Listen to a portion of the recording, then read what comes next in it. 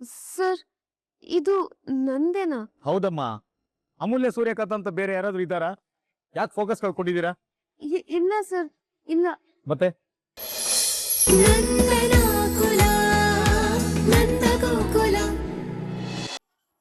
ಅಂದ್ರೆ ವಲ್ಲಭ ಕೆಲ್ಸಕ್ಕೆ ಸೇರ್ಕೊಂಡಿದ್ದಾನ? ನಿನ್ನೆ ರಾತ್ರಿ ರಿಸೆಪ್ಷನ್ ಅಂತ ನಮ್ಮ ಹತ್ರ ಸುಳ್ಳು ಹೇಳಿದಾನ. ಯಾಕೋ ಕಂದ?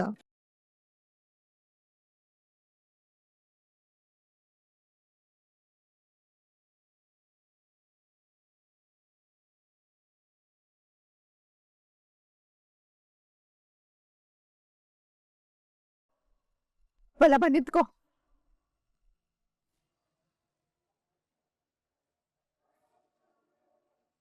ವಲ್ಲಭ, ಈಗಲೂ ನನ್ನ ಹತ್ರ ಮಾತಾಡೋದ್ವೇನೋ ನೀನು?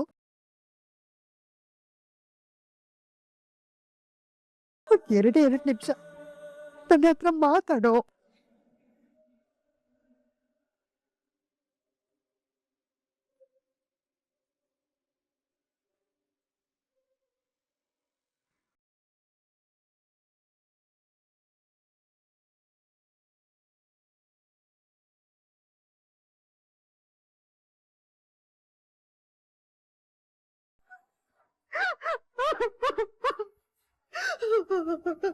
ಅಮ್ಮ, ಏನಾಯ್ತಮ್ಮ? ಯಾಕೆ ಕಳ್ತಿದ್ಯಮ್ಮ? ಏನಾಯ್ತು ಹೇಳಮ್ಮ? ನೀನು ಕೆಲ್ಸಕ್ಕೆ ಸೇರ್ಕೊಂಡಿದ್ಯಾ ತಾನೆ? ನನಗ್ ವಿಷಯ ಗೊತ್ತಾಯ್ತು. ಯಾಕೋ ಓದೋ ವಯಸ್ಸಲ್ಲಿ ಈ ಕೆಲ್ಸದ ಹೊರೆ ಯಾಕೆ ಓದ್ಕೊಂಡಿದ್ಯಾ ನೀನು? ನಿನ್ನೆ ರಾತ್ರಿ ನೀನ್ ಡ್ರೈವಿಂಗ್ ಮಾಡ್ತಾ ಇದ್ದೆ ತಾನೆ? ಅಮ್ಮ, ಬರೀ ಒಂದೇ ದಿನ ನಾನು ಕೆಲ್ಸಕ್ಕೆ ಹೋದೆ ಅಂತ ನೀನ್ ಅಳ್ತಿದ್ಯಲ್ಲ. ಅಪ್ಪ 27-28 ವರ್ಷದಿಂದ ಸ್ಟೋರ್ಸು ಅಂತ ದಿನ ದುಡಿತಾ ಇದಾರೆ.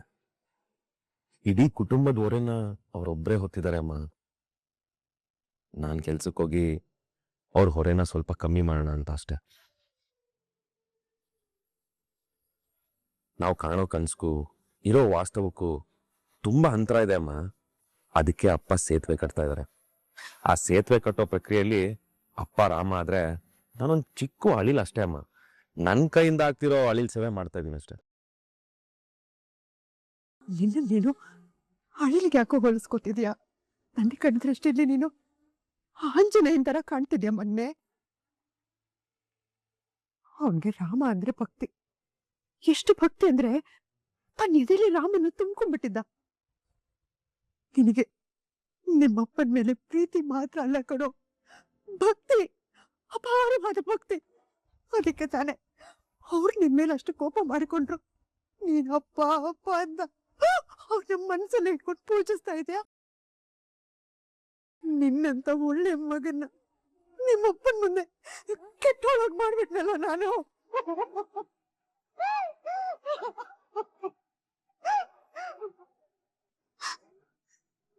ವಲ್ಲಭ, ನೀನೀಗ ಅಮೂಲ್ಯನ್ ಮದ್ವೆ ಆಗಿದ್ಯಲ್ಲ, ಇದರಿಂದ ನಿನಗೇನು ಕೆಟ್ಟದಾಗಲ್ಲ ಕಂದ.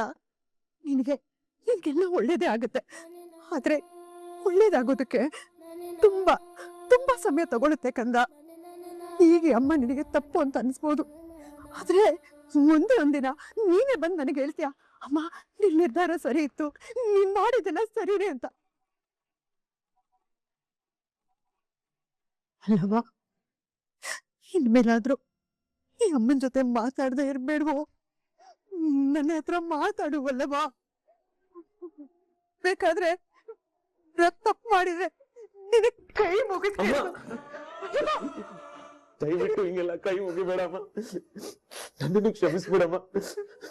ನಿನ್ ಜೊತೆ ಮಾತಾಡ್ಬೇಕು ಅನ್ಸಾಗೆಲ್ಲ ಮಾತಾಡ್ದೆ, ಹಠ ಸಾಧಿಸ್ಬಿಟ್ಟ ನಾನು. ದಯವಿಟ್ಟು ನನ್ನನ್ನು ಕ್ಷಮಿಸ್ಬಿಡಮ್ಮ, ಯಾವತ್ತೂ ಹಿಂಗ್ ಮಾಡಲ್ಲಮ್ಮ, ಪ್ಲೀಸ್ ಅಮ್ಮ. ಏನ್ ಮಾಡ್ತಿದ್ಯಾವಲ್ಲಮ್ಮ? ಎದ್ದೇಳು ಮೇಲೆ, ಎದ್ದೇಳು.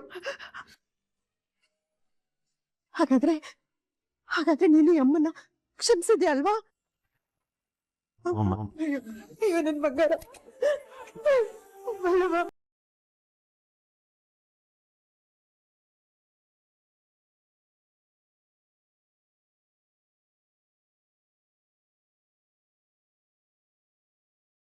Excuse me sir. Yes, come in.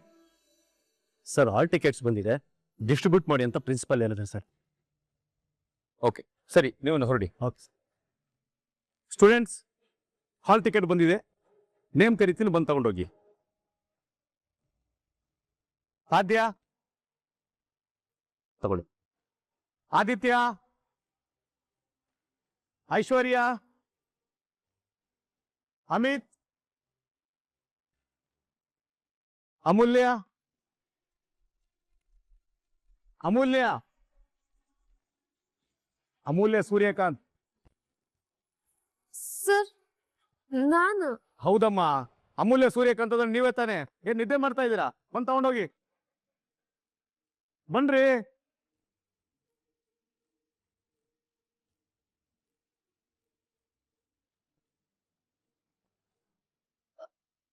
Sir ಇದು ನಂದೇನಾ? ಹೌದಮ್ಮ, ಅಮೂಲ್ಯ ಸೂರ್ಯಕಾಂತ್ ಅಂತ ಬೇರೆ ಯಾರಾದ್ರೂ ಇದ್ದಾರಾ? ಯಾಕೆ ಫೋಕಸ್ ಕಳ್ಕೊಂಡಿದ್ದೀರಾ? ಇಲ್ಲ ಸರ್, ಇಲ್ಲ. ಮತ್ತೆ ಹೋಗಿ ಕೂತ್ಕೊಳ್ಳಿ.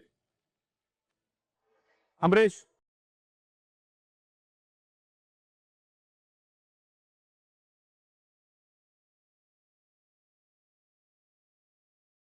ಸ್ಟೂಡೆಂಟ್ಸ್ ಕಾನ್ಸಂಟ್ರೇಟ್ ಮಾಡಿ, ಕ್ಲಾಸ್ ರೂಮ್ ಮಾಡಿ.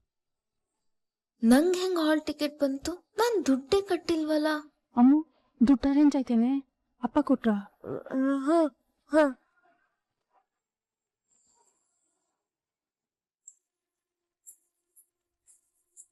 ಸರ್ ಹೇಳಮ್ಮ. ನನ್ ಹಾಲ್ ಟಿಕೆಟ್ ಬಂತು. ಹೌದು, ಬಂದಿದೆ, ಎಲ್ಲಾರ್ಗೂ ಬಂದಿದೆಯಲ್ವಾ? ಅಲ್ಲ ಸರ್, ನನ್ನ ಎಕ್ಸಾಮಿನೇಷನ್ ಫೀಸು ಓ, ಕಟ್ಟಾಗಿದೆಯಲ್ಲ. ಆದ್ರೆ ನಾನು ಕಟ್ಟಿಲ್ಲ ಸರ್. ಆದ್ರೆ ಎಕ್ಸಾಮ್ ಫೀಸ್ ನ ಬೆಳಗ್ಗೆನೆ ಕಟ್ಟಾಗಿದೆ. ಬೆಳಗ್ ಕಟ್ಟಿದ್ರ?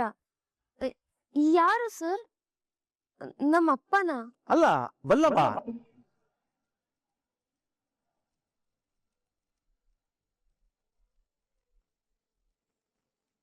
ವಲ್ಲಭನ? ಯಾವ ವಲ್ಲಭ?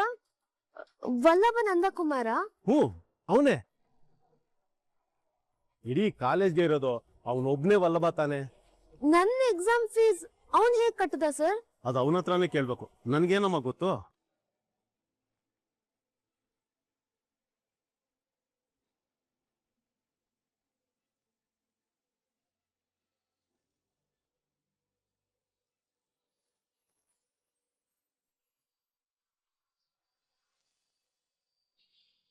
ವಲ್ಲಭ ಕರಿಬೇಕು, ನಿನ್ನೆ ಹುಡುಕ್ತಾ ಇದ್ದೆ ನಾನು. ನೋಡು, ಇನ್ಮೇಲಿಂದ ಕಾಲೇಜ್ಗೆ ಬೆಳಿಗ್ಗೆ ಮಾತ್ರ ನನ್ನ ಡ್ರಾಪ್ ಮಾಡಕ್ಕಾಗೋದು, ಸಂಜೆ ನನ್ನ ಕೈಯಿಂದ ಆಗಲ್ಲ. ನೀನು ಬಸ್ಸಲ್ಲಿ ಹೋಗ್ತೀಯೋ, ನಡ್ಕೊಂಡು ಹೋಗ್ತೀಯೋ, ಹಾರ್ಕೊಂಡು ಹೋಗ್ತೀಯೋ, ಅದ್ ನಿನಗೆ ಬಿಟ್ಟಿದ್ದು. ನೀನೇನಾದ್ರೂ ವ್ಯವಸ್ಥೆ ಮಾಡ್ಕೊಬೇಕು. ನೋಡು, ಇದಕ್ಕೆ ಅಂತ ಆಮೇಲೆ ಜಗಳ ಆಡಂಗಿಲ್ಲ. ಮನೇಲಂತೂ ಫಿಟ್ಟಿಂಗ್ ಇಡಂಗೇ ಇಲ್ಲ.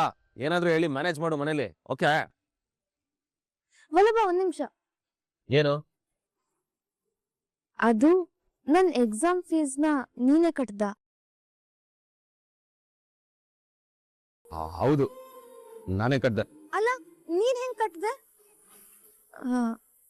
ಅಷ್ಟೊಂದ್ ದುಡ್ಡು ನಿನ್ನತ್ರ ಎಲ್ಲಿಂದ ಬಂತು? ಎಲ್ಲಿಂದನೋ ಬಂತು, ಅದೆಲ್ಲ ನಿನ್ಗ್ಯಾಕೆ?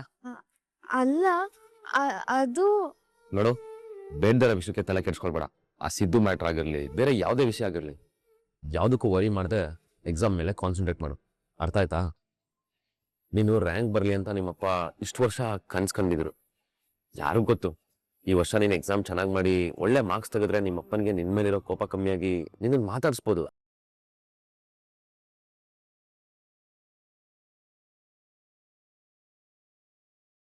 ಸರಿ, ನಾನು ರಾತ್ರಿ ಸಿಗ್ತೀನಿ. ನಾನು ಬರೋದಕ್ಕಿಂತ ಮುಂಚೆ ನನ್ನ ಮಂಚದಲ್ಲಿ ಏನಾದ್ರು ಸೆಟ್ಲ್ ಆಗಿದ್ರೆ ಚೆನ್ನಾಗಿರಲ್ಲ ನೋಡು. ಅದು ನನ್ನ ಮಂಚ, ನೆಮ್ಮದಿಯಾಗಿ ನಿನ್ ಜಾಗದಲ್ಲಿ ತೆಪ್ಪಗ್ ಬಿತ್ಕೊಂಡಿರೋ, ಸರಿನಾ? ವಲ್ಲಭ ಒಂದ್ ನಿಮಿಷ. ಮತ್ತೇನೆ ನಿಂದು? ಅದು ನಾನಿನ್ ಶತ್ರು ಅಲ್ವಾ, ಮತ್ತೆ ನನ್ನ ಎಕ್ಸಾಮ್ ಫೀಸ್ ನೀನೇನು ಕಟ್ದೆ? ಅಂದ್ರೆ ನೀನು ನಿಮ್ಮ ಅಪ್ಪನ ಹತ್ರ ದುಡ್ಡು ಕೇಳಕ್ಕಾಗಲ್ಲ ಅಂತ ನಂಗೆ ಗೊತ್ತು. ಆದ್ರೂ ಈ 5,000ನ ಎಲ್ಲಿಂದ ತಂದೆ ಅಂತ ಕೇಳಕ್ ಬಂದೆ. ಹೆಂಗೋ ಕಟ್ದೆ, ಅದೆಲ್ಲ ನಿನ್ಗೆ ಯಾಕೆ? ಬೇಡದಿರೋ ಮ್ಯಾಟ್ರ್ ಬಗ್ಗೆ ಎಲ್ಲ ತಲೆ ಕೆಡ್ಸ್ಕೊಳ್ಬೇಡ. ಒಳ್ಳೆ ಜಿಗಣೆ ಜಾತಿ ಉಳ್ಕೊಂಡೆ ನೀನು. ಕೇಳಿಯೋ ಪ್ರಶ್ನೆನ ಕೇಳಿ ಕೇಳಿ ಕೇಳಿ ರಕ್ತ ಹೀರ್ ಬಿಡ್ತಾಳೆ.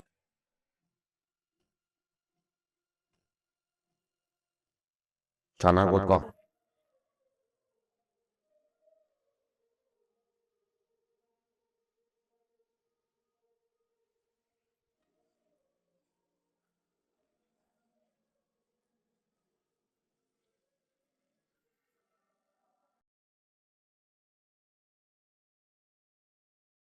ಆಗ್ಲಿ ಸರ್. ಇವತ್ತು ಸಂಜೆ ತಾನೇ ಲೋಡ್ ಬರೋದು. ಸರಿ ಸರಿ, ನಾ ಇಳಿಸ್ಕೋತೀನಿ. ಸರಿ ಸರ್. ಹನುಮಂತಣ್ಣ, ಸಾಯಂಕಾಲನೇ ಲೋಡ್ ಬರ್ತಾ ಇದೆ. ಅಂಗಡಿ ಮುಂದೆ ಬೇಡ, ಜಾಗ ಇಲ್ಲ. ಅಲ್ಲೇ ಗೋಡೌನಲ್ಲೆಲ್ಲ ಇಳಿಸ್ಕೊಳ್ಳಿ. ಇರೋದ್ರಲ್ಲೇ ಸ್ವಲ್ಪ ಜಾಗ ಮಾಡಿ ಅಡ್ಜಸ್ಟ್ ಮಾಡಿ. ಸರಿ ನಂದ. ಆಮೇಲೆ ಗೋಡೌನ್ನ ದೊಡ್ಡದು ಮಾಡ್ತೀನಿ ಅಂತ ಹೇಳಿದ್ಯಲ್ಲ, ಅದೇನಾಯ್ತು? ಕಟ್ಟಿಸ್ಬೇಕು ಅಂತಿದ್ದೆ ಹನುಮಂತಣ್ಣ. ಮನೇಲಿ ಅಂಗಡಿಗೆ ಅಂತ ಇದ್ದು ಒಂದು ರೂಮ್ನ ಈಗ ಮದುವೆ ಆಗಿ ಬಂದವ್ರಿಗೆ ಬಿಟ್ಕೊಟ್ಟಾಗಿದೆ. ಇಲ್ಲಿ ನೋಡಿದ್ರೆ ಜಾಗ ಸಾಕಾಗ್ತಾ ಇಲ್ಲ. ಏನ್ ಮಾಡೋದು? ಮಾಧವನ್ ಮದುವೆ ತಯಾರಿ ಬೇರೆ ಮಾಡ್ಕೋತಾ ಇದ್ದೀನಿ. ಈ ಸಮಯದಲ್ಲಿ ಗೋಡೌನ್ ಕಟ್ಟಕ್ಕೆ ಹೋದ್ರೆ ಕೈಯಲ್ಲಿರೋ ದುಡ್ಡೆಲ್ಲ ಖಾಲಿ ಆಗತ್ತಲ್ವ ಹನುಮಂತಣ್ಣ. ಅಪ್ಪ, ಸದ್ಯಕ್ಕೆ ಇರೋ ಗೋಡನಲ್ಲಿ ಅಂಗಡಿಲಿ ಸಾಮಾನೆಲ್ಲ ಹೇಗೋ ಇಟ್ಕೊಂಡು ಮ್ಯಾನೇಜ್ ಮಾಡೋಣ ಅಪ್ಪ. ಮಾಧವಣ್ಣನ ಮದುವೆ ಆದ್ಮೇಲೆ ಹೊಸ ಗೋಡೌನ್ ಕಟ್ಟೋದ್ರ ಬಗ್ಗೆ ಯೋಚನೆ ಮಾಡಿದ್ರಾಯ್ತು. ನಾನು ಹಾಗೆ ಯೋಚನೆ ಮಾಡ್ತಾ ಇದ್ದೀನಿ. ಹಾಸಿಗೆ ಇದ್ದಷ್ಟು ಕಾಲು ಚಾಚಬೇಕಲ್ಲ ಕೇಶವ.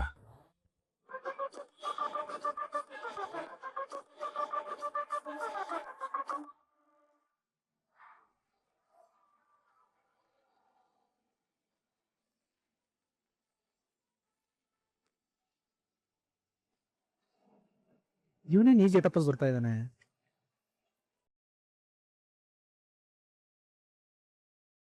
ಸರ್, ಒಂದು ಬಿಸ್ಕೆಟ್ ಪ್ಯಾಕ್ ಕೊಡಿ, ಸ್ವೀಟ್ ಆ್ಯಂಡ್ ಸಾಲ್ಟ್.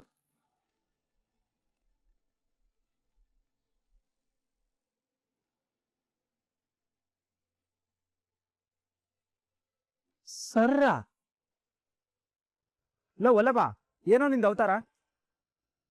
ನಿಮ್ ಕಾಲೇಜಲ್ಲಿ ಹೊಸ ಡ್ರಾಮಾ ಮಾಡ್ತಿದ್ಯಲ್ಲ, ಅದ್ರ ಕಾಸ್ಟ್ಯೂಮ ಇದು? ಅದೇನದು ಸರ್ಗೀರ್ ಅನ್ಕೊಂಡು? ನಾನು ಇವಾಗ ನಿನ್ನ ತಮ್ಮಾಗಿ ಬಂದಿಲ್ಲ ಸರ್, ಒಬ್ಬ ಕಸ್ಟಮರ್ ಆಗಿ ಬಂದಿದ್ದೀನಿ. ಕಸ್ಟಮರ್ ಹತ್ರ ಹೀಗ ನಡ್ಕೊಳ್ಳೋದು. ಫಸ್ಟು ಆ ಸ್ವೀಟ್ ಆ್ಯಂಡ್ ಸಾಲ್ಟ್ ಬಿಸ್ಕೆಟ್ ಕೊಡಿ.